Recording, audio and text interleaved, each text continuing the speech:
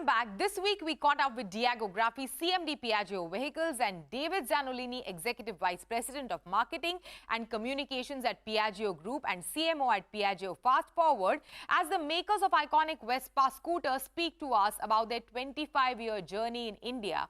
Piaggio today has a presence in both two-wheeler and three-wheeler market in the country, and Graffi believes that Piaggio understands the Indian market well now, and he feels that the country has reached a point where the two-wheeler market is ready to be split up into various segments. Both he and David shared their plans for the India market, new product pipeline, their play in the luxury scooter segment, and much more. Take a look.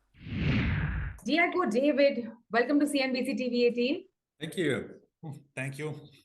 First of all, congratulations on 25 years of Piaggio in India. If I may ask, Diego, if you can share with us what has been the journey like and what have been the key milestones of this journey?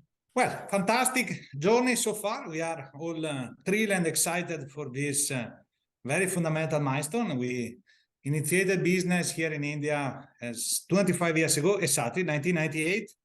First Italian automotive manufacturer to come here to India long ago. Also in a space that was quite, how to say, unconventional, because we initiated business here in three-wheeler space that is, how to say, mostly domain of India automotive. Very successful journey so far. We have been achieving and maintaining our leadership into cargo, three-wheeler cargo space, in three-wheeler diesel space. We have been successful introducing also into EV space in 2019. And then furthermore, the exciting journey that we have initiated with Vespa, exactly 10 years ago. So along with 25 years, we are also completing 10 years of Vespa here in India. That is, again, a matter of proudness and excitement for all of us.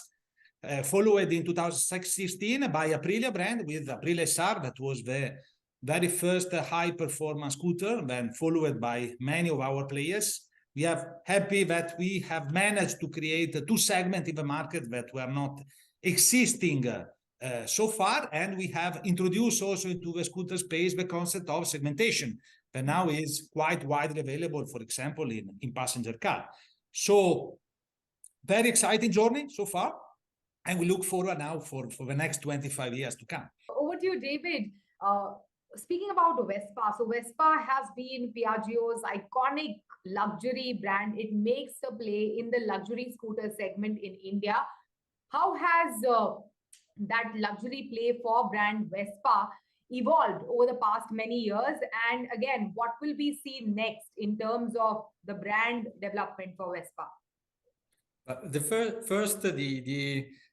My experience in Piaggio coincides exactly with the launch of Vespa in India, so 10 years ago. So I had the opportunity to follow all the steps of the development of the brand in India. I think what happened is at the beginning, there was the intention to reintroduce this brand in India. What is happening today is the brand is part of a global strategy. You correctly said Vespa is an icon.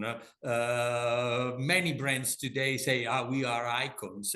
Vespa is probably one of the few brands that can really say can say that we are iconic, but we are not icon of the past. We are a contemporary icon. So I think the big challenge is that not to be perceived as a heritage, vintage brand, but to be perceived as a brand of today, a brand that can be relevant for the young generations today. So this is the big challenge, not only in India, but in all the markets. So the first step that we took around the world was, okay, we can't compete with Vespa in the mass market segments. We must be premium, even close to luxury. Sometimes we are closer probably to a fashion brand than a mobility brand, and we are proud of it.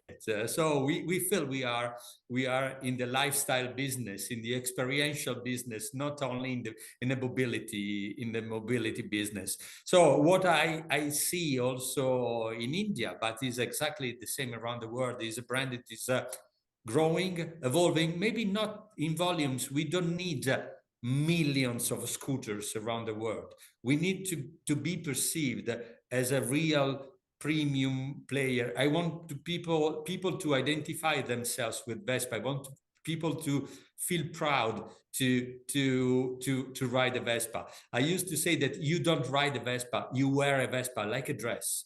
So having said that, David, if I may ask you, if you can define the consumer for Vespa today. For people who wanna see themselves in a different way, they wanna be seen in a different way. They wanna distinguish themselves from the rest of all the other, let me say, including Aprilia plastic scooters that are around the market. Okay, moving on, almost all automotive players are making a play towards electric mobility. Diego, what is the possibility of launching a Vespa electric in India? You know, with Hero, Bajaj, TVS already present in the electric scooter space, isn't it about time that Vespa gets its electric to the country? EV definitely has been one of the main drivers for change, but we have to be honest in saying that the explosion of demand of EV scooter in the last 1 year mostly has been mostly incentive driven. That has definitely helped to take the buying price for consumer of this kind of scooter little bit similar to the one of conventional ICE scooter due to the high level of incentive provided. But incentives are not going to stay forever.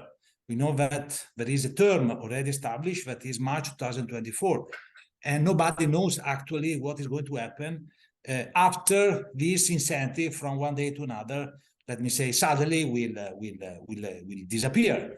So the challenge that we see here as a group, not only as Piaggio India, is to define, industrialize, and design solution, technical solution that will give to this kind of segment, I repeat, not only in India but globally, self-sustainability independent by availability of not of incentive.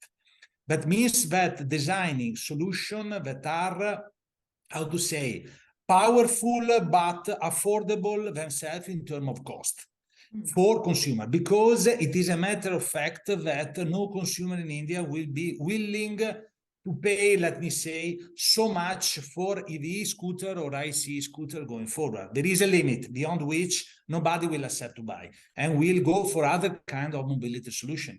So definitely this is a challenge that we are considering, let me say, internally with the trying to find solution that can be implemented, industrialized at a global scale. All right, thank you so much. Thanks for joining us today. And again, congratulations on 25 years in the country.